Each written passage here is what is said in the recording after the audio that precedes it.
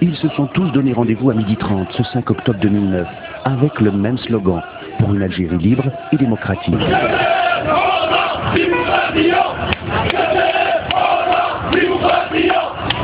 Oh, ils ne sont pas nombreux, 300 tout au plus, des jeunes pour la plupart, à envahir la célèbre Sahat Chouhada, place des martyrs au cœur d'Alger, en mémoire des victimes d'octobre 88, les émeutes de la jeunesse, plusieurs centaines de victimes à l'époque.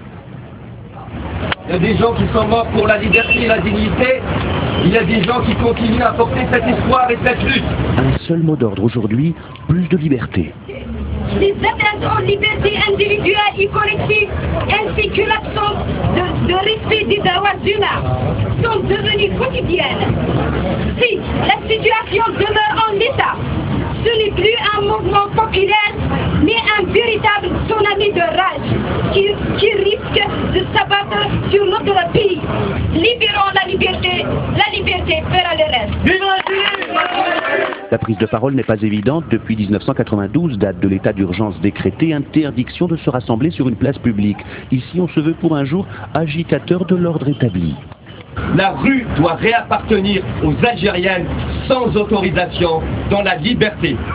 Aussitôt dit, aussitôt fait. Filmés en caméra amateur, les jeunes entreprennent une marche depuis la place des Martyrs jusque la Grande Poste.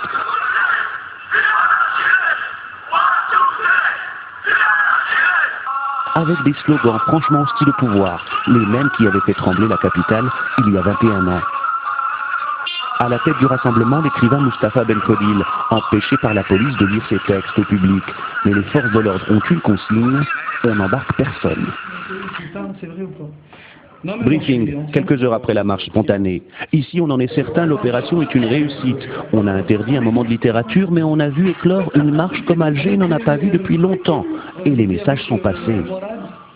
Fin de l'état d'urgence, réoccuper les espaces, et puis que les Algériens qui sont officiellement libres et indépendants depuis 1962 exercent enfin leur souveraineté d'Algériens, de citoyens à part entière. Donc, moi, ce qui me chagrine justement, c'est de voir à quel point une ville comme Alger est devenue apathique et la société civile algérienne à ce point aseptisée. Aseptisé, peut-être parce qu'après 1988, une longue décennie noire traversait le pays. On n'avait plus tellement envie de manifester pour les libertés. À part seulement peut-être 300 personnes ce jour-là.